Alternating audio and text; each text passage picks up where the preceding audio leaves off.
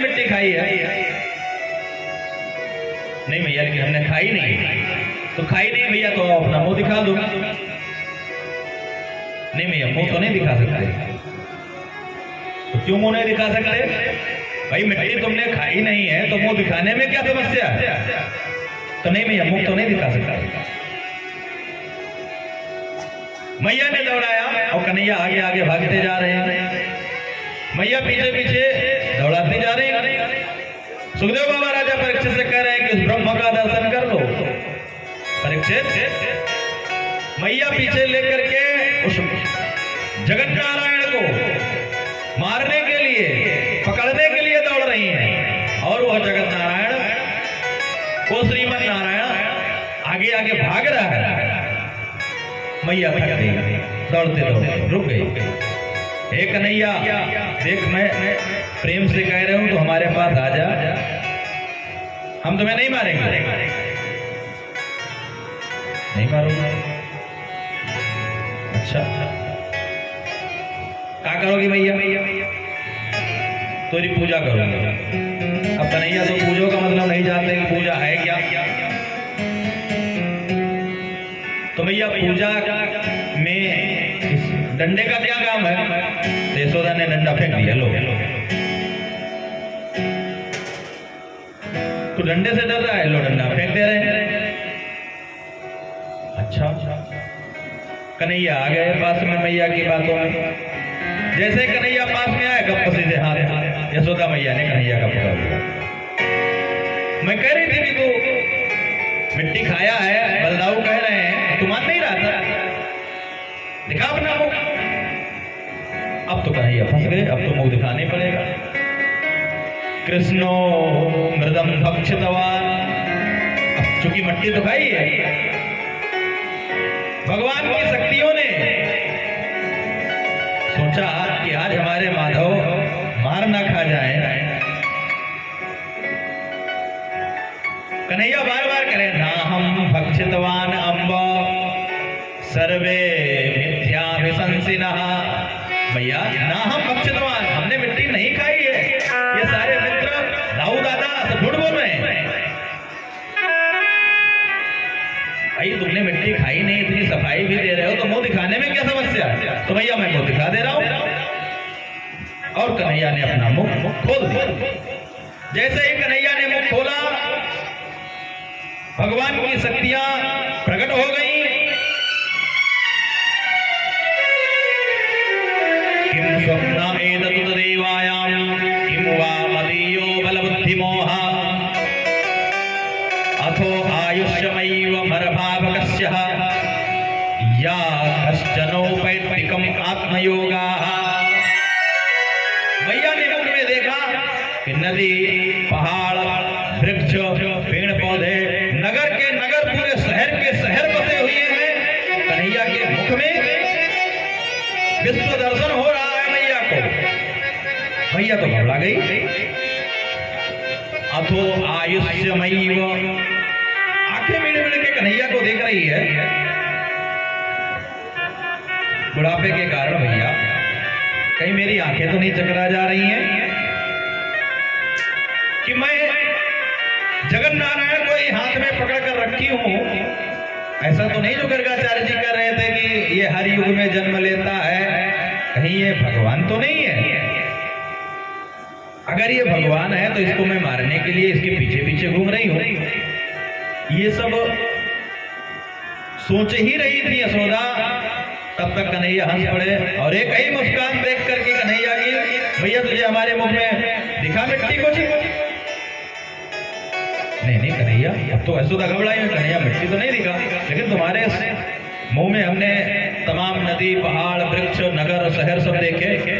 भैया तू वास्तव में बुढ़ी हो गई, कुछ नहीं दिखता तुम्हारी आंख। तो यशोदा ने भी मान लिया कि हाँ बुढ़ी हो चुकी है, हो सकता है हमारी आंख का ही फेर हो। यशोदा इस बात को मान ले रही है, हो सकता है हमारी आंख ही का फेर हो भाई। भैया मिट्टी तो नहीं दिखी? नहीं कन्हैया, मिट्टी नहीं दिखी। कन्हैया को गोदी में उठा लिया भैया ने, हृदय से लिया। अरे ये तो मेरा लाला है, उसको जबरदस्ती भगवान मान के बैठ रही है। ये भगवान थोड़ी है। बुढ़ापे में जाने कन्हैया कौन कौन सी भाई बीमारी लग जावे, वात्सल्यता प्रकट हो गई यशोदा की। सुखदेव बाबा राजा परीक्षित से कहते हैं, नंद और यशोदा पूर्व जन्म में द्रोण और धरा नाम के पशु थे, जिन्होंने घोर तपस्या करके भगवान का ये दिव्य वात्सल्य सुख प्राप्त करने का आशीर्वाद ही प्राप्त किया। जो दिव्य वात्सल्यता देने के लिए ही नारायण प्रकट हुए हैं कन्हैया के रूप में। एकदा गृहदासीसु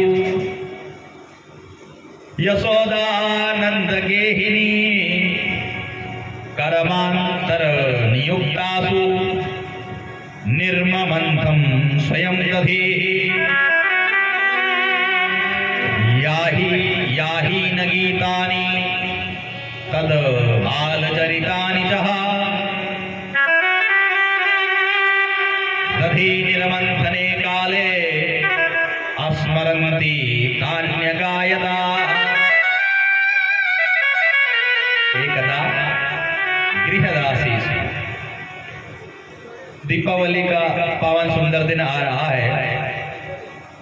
मैया घर में बहुत से काम करने को थे, तो मैया ने दास दासियों को तो घर के बाहर के साफ सफाई में लगा दिया कि आप साफ सफाई करो। लाला अभी सोकर उठे भी नहीं है, सुबह का समय है, और मैया लाला के लिए स्वयं दधि मंथानी, स्वयं दधि का मंथन कर रही है। मैया ताजा ताजा माखन निकाल लूं पहले, फिर लाला को जगाऊं। लाला उठेंगे, उठते ही तुरंत माखन मांगेंगे, तो अभी जगाऊं ही ना, पहले माखन निकाल लूं तब जगाऊं। मैया लाला के उस रूप का, गुण का जो गोपियां शिकायत कर जाती हैं, उसका भी ध्यान कर रही हैं। लाला के लिए माखन निकाल रही हैं, तो काम भी लाला का ही कर रही हैं, और मन में गुनगुना भी रही हैं लाला के रूप को, गुण को, उनकी प्रतिभा को। मोह में अनेकों पद हृदय से उद्गार निकल रहे हैं। तो मन भी लाला में, वाणी भी लाला में, और कर्म भी लाला में जो कर रही है, वो लाला के लिए तो दधि मंथन कर रही है। तीनों प्रकार से लाला के ही कार्यों में अनुरक्त है। माधव ने सोते समय सोचा कि हमारा कोई भक्त मन वाणी कर्म हर प्रकार से अगर मुझे चाहे और मैं न प्रकट हूं, भाई मैं न जाऊं उसके पास, तो लाला की तो नींद ही गायब हो गई। गृहीत्वा दधि मंथानि नधे से प्रीति मावहन, उठ करके आकर के मैया का हाथ पकड़ लेते। मैया तुम्हारी तपस्या पूर्ण हो गई, देखो मैं तुम्हारे सामने खड़ा हूं। हमें हमारे स्मरण कर रही थी ना। लाला को तुरंत गोदी में उठाया मैया ने। हाँ लाला, तुम्हारे लिए दधि मंथन हो रहा था भाई, ताजा ताजा माखन निकल गया है भाई, चलो खाओ खाओ खाओ। श्रीमद नारायण प्रभु कह रहे हैं माखन तो बाद में खाएंगे भैया, पहले मैया हमें दूध पिला दे। हाँ तो भैया दूध पिला, दूध पी लो। दूध पीते समय माधव ने मैया से प्रश्न कर दिया, मैया तुम्हें दूध प्यारो है कि तुम्हारे पुत्र तुम्हें प्यारो है? यशोदा मैया कह रही, भाई ये भी कोई कहवे की बात है क्या? हमें दूध से ज्यादा अपना पुत्र प्यारा है, अपना पुत्र प्यारा है भाई। मैया सोच ले, जो कह रही हो बात सच है? नहीं नहीं, एकदम सच में कह रही हूँ, हमें हमारा पुत्र प्यारा है भाई। कोई लाखों शिकायत करे, कोई कितनी भी शिकायत करे, हमें तो अपना पुत्र ही प्यारो है। अच्छा मैया, इतना मैया कह ही रही थी, कन्हैया प्रसन्न हो रहे थे। इतने में चूल्हे पर दूध उफड़ गया, उफान आ गई, उसमें वेग आ गया। तो मैया लाला को पटक कर और दौड़कर दूध उतारने चली गई। लाला मैं आई एक मिनट। सुखदेव बाबा राजा परीक्षित से कहते हैं अतृप्तम मूत्र से जवे नवा। अतृप्त अवस्था में माधव को जैसे ही आंगन में पटक कर मैया गई दूध उतारने के लिए, तो माधव को तो क्रोध आ गया। अभी हाल ही मैया कह रहे थे कि मुझे दूध नहीं पूत प्यारो है, और दूध भी उफान के आई, मैया दौड़ खड़ी हुई। लाला को गुस्सा आ गया। लाला ने उठाया एक पत्थर और आंगन में ही जो माट मटकी रखे थे उसी को धमाधम फोड़ना प्रारंभ कर। यशोदा मैया के सास, उनकी सास और उनकी सास दादी जमाने की सास का संजोया रखा मटका कन्हैया ने एक ही झटके में निपटा दिया। तो बालकों की ये स्वाभाविक गति हो, पहले तो गलती करेंगे फिर रोना चिल्लाना शुरू कर देंगे। तो कन्हैया ने भी वही कहा, पहले तो धमाधम मटका फोड़ा, फिर स्वयं चिल्लाना प्रारंभ कर। विद्वाम मृषासुर कदस्मनः। बंदरों को देखा तो भैया आ जाओ सब लोग, पता नहीं कौन सी आवाज निकालते थे भैया, सारे बंदर इकट्ठा हो जाते थे एक साथ। आ जाओ सब लोग, आज घर ही में भंडारा चल रहा है महाराज। बंदर आने से डर रहे हैं कि ऐसा ना हो यशोदा मैया आ जाए। तो एक ओखली पर खड़े होकर के माधव सारा माखन लुटाए दे रहे हैं, सारा बंदरों को खिलाए दे रहे हैं।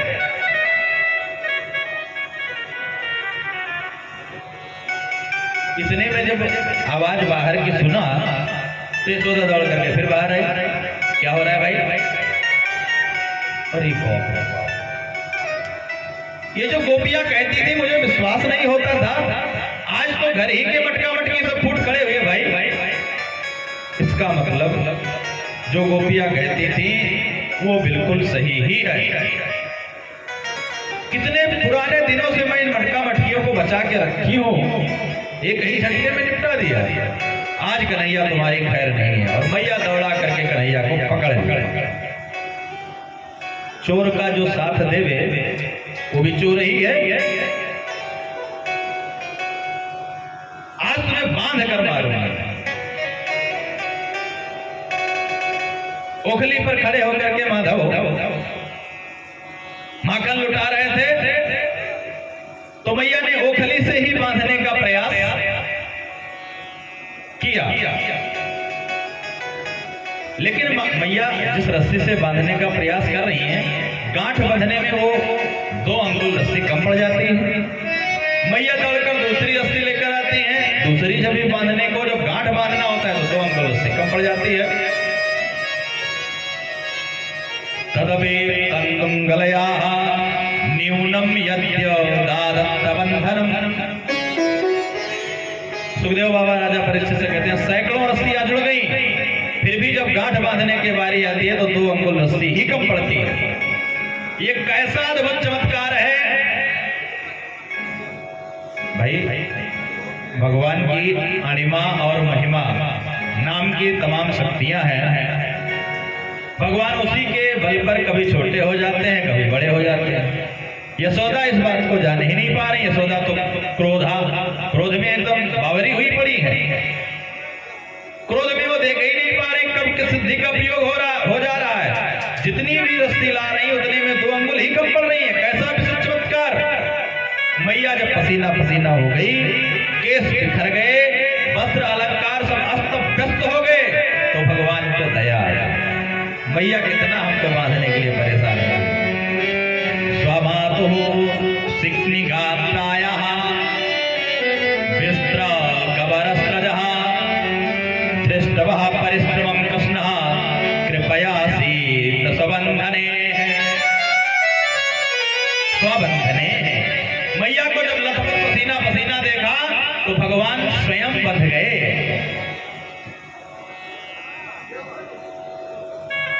दाम मतलब रस्सी। भगवान के रस्सी उदर से बांधी गई। उदर मतलब पेट से, रस्सी का नाम है एक दाम भी, दाम मतलब रस्सी, उधर से बांधी गई। तो श्री सुखदेव बाबा कहते हैं यहां से माधव दामोदर नाम से प्रसिद्ध हुए। प्रेम से बोलो दामोदर भगवान की जय।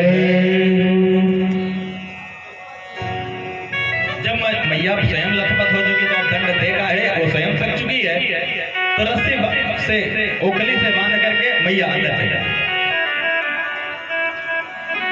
रोहिणी कह रही मैया इतना प्यारा सा बच्चा है, ये तुम्हारा लाला है, इसको ऐसे ओखली में बांध कर तुमने रखा है। तो रोहिणी मुझसे बात मत करियो भाई, हम इसकी गलती पर पर्दा डालते जा रहे हैं, इतना गलती करता जा रहा है, अगर इसको सुधारेंगे नहीं, अगर इसको दंड नहीं देंगे तो ये बिगड़ जाएगा। हमारा बच्चा कोई अपराध करे, हम उसको अगर अनदेखा कर दें, आज छोटे छोटे अपराध करेगा उसको हम अनदेखा करेंगे, कल वो बड़ा अपराध करके आवेगा। भाई आज उसने मिट्टी खाई, आज उसने मटका फोड़ा, कल वो जाने क्या क्या खा पी कर आवेगा, क्या क्या करके आवेगा, इसको दंड तो देना पड़ेगा। रोहिणी बीच में नहीं पड़ रही। दामोदर बहुत देर तो बंधे रहे, फिर उन्होंने सोचा कि बंधने से तो कल्याण होना नहीं है, कहीं चलते हैं, ओखली के साथ ही चलते हैं। तो माधव भैया भैया चलते हुए ओखली को साथ में लेकर चल दिए। सुखदेव बाबा राजा परीक्षित से कहते हैं कि माधव की हर लीला, अब बताइए ओखली कमर में बंधी हुई है, उधर से पेट से ओखली बंधी हुई है और माधव अपना कार्य बंद नहीं कर रहे हैं। मैया कन्हैया को ओखली से बांध के तो भीतर चली गई, रोहिणी आई, रोहिणी ने कुछ पक्ष लिया तो मैया रोहिणी का भी हाथ पकड़ करके अंदर लेकर चली गई। किसी ने किसी की सुनी ही नहीं।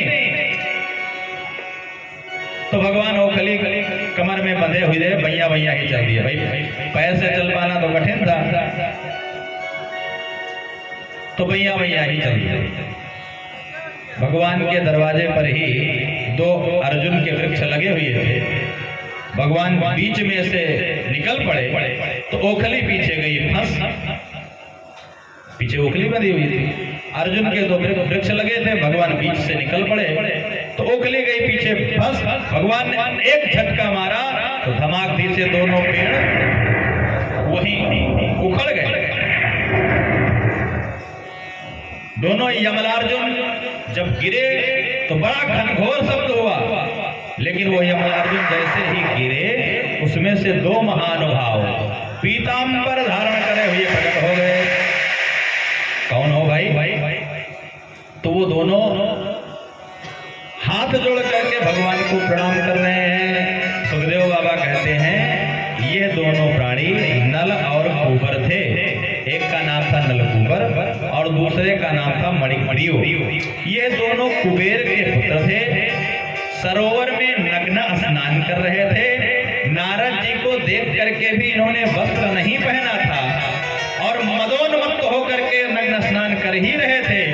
तो नारद जी ने कहा कि भाई तुम तो जड़ हो, जैसे वृक्ष तना खड़ा रहता है, उसको कोई आवे कोई जावे कोई फर्क नहीं पड़ता है, तुम तो वृक्ष, तुम कुबेर के पुत्र रहने लायक ही नहीं हो, मैं तुम्हें साफ देता हूं तुम वृक्ष ही हो जाओ। जब नल कुबर और मणिग्रीव को श्राप लगा तो उन्होंने नारद जी के चरणों में लेटकर प्रणाम किया कि महाराज आपने वृक्ष बनने का श्राप तो दे दिया, मेरा उद्धार कैसे होगा? तो नारद जी ने कहा भाई नंद भवन के सामने जाकर यमलार्जुन बनकर तुम दोनों खड़े हो, कभी ना कभी भगवान की दृष्टि जरूर पड़ेगी और वो तुम्हारा कल्याण करेंगे। वो दोनों नल और कुबर और मणिग्रीव हाथ जोड़ करके भगवान की स्तुति करते हैं। वाणी गुणानुकथने श्रवणौ कथायाम हस्तौ चकरम सुमनस्तव पादयोर्ने स्मृत्यः शिवस्य निवास जगत् प्रमाणे दृष्टि सतां दशने तु भवत्वभूता। नलकुबर और मणिग्रीव कहते हैं वाणी गुणानुकथने, वाणी जो निकले वो भगवान के गुण कथन को ही कहे। व्यर्थ भाई बरसात में तो मेघा भी टर टर करते हैं, लेकिन उनकी वाणी किनको अच्छी लगती है? कोई बड़ा प्रवचन करता हो, कथावाचक हो या ग्रामीण गांव का, लेकिन अगर कोई भगवान के दिव्य गुण का वर्णन कर रहा है तो भक्त उस बड़े कथावाचक को भी सुन ले।